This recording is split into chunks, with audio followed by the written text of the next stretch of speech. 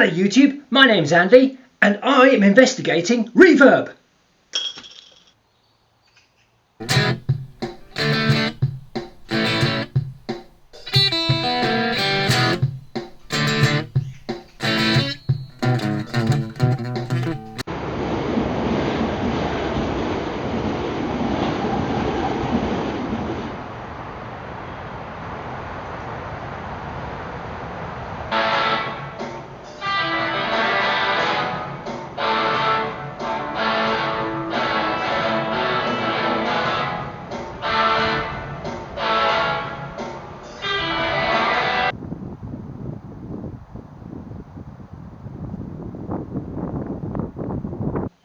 I'm not a sound engineer, but what I think I've discovered using the amazing power of YouTube is that obviously music sounds different in different environments because the sound bounces off any hard surfaces before it gets to the microphone where it's recorded. And sound engineers used to try and make sound studios that either absorbed all the sound so that you got no reverberation at all, or they would try and record in bathrooms or any place that had lots of hard surfaces where you could sort of make it sound like a concert hall or something like that. Now, with the advent of various bits of electronic technology, it became a lot more convenient to use a plate, don't quite know how, or a spring to enhance the reverb. It's an awful lot more convenient than saying, excuse me, Mr. Gilmore, do you mind standing in my shower in order to play this lovely piece of music? Now, of course, we have digital sound processing, and that's what I'm investigating on the Boss BR recording studio. The track button gives you access to pan, EQ, reverb, and either chorus or delay. The important thing to know is that these are all on the output side. They're not recorded with the song that you're recording. They're effects that are applied to the track when it's playing. So we'll have a look at what we can do if we select reverb. When you record, the settings are copied from the input to whichever track you record to. I've recorded a little bit of guitar on tracks 5 and 6, and now we can mess around with the settings and see what they sound like.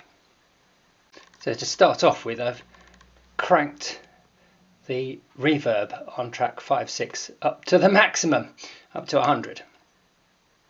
If I press enter, we can see that we've got a number of different types of reverb. We've got ambience, room, hall 1, hall 2, plate, spring and modulate.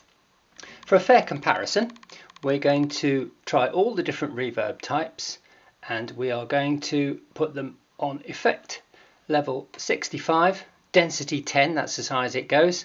No low cut or high cut, that would exclude the low frequency or the high frequencies. I've put the reverb time on to 2 seconds. This is so that we get the best chance to hear it. Right, we'll start with plate. I'll just play this loop round and round, go. Bit of a rhythm count in.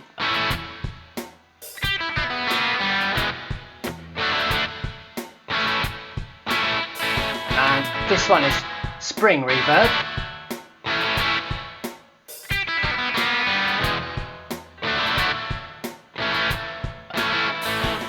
Right, we'll go to room. Hall 1,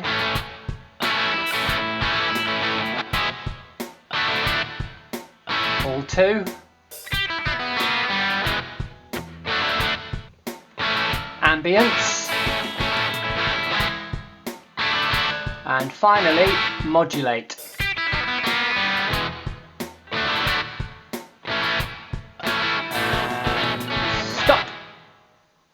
So that's about it from me. I think the plate and the spring reverb are pretty good reproductions of the old physical ways that they used to try and create reverb sounds. Room to me sounds like a room. Hall 1 sounds like a very big room, like your local church.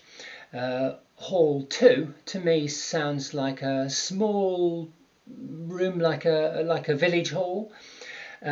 Ambience and modulate are just they're digital forms of reverb, and I think they're the most interesting ones. Whenever I use reverb, ambience is the one that I go for, because it sounds a bit like spring reverb, but it's also got a kind of an echoiness like a hall.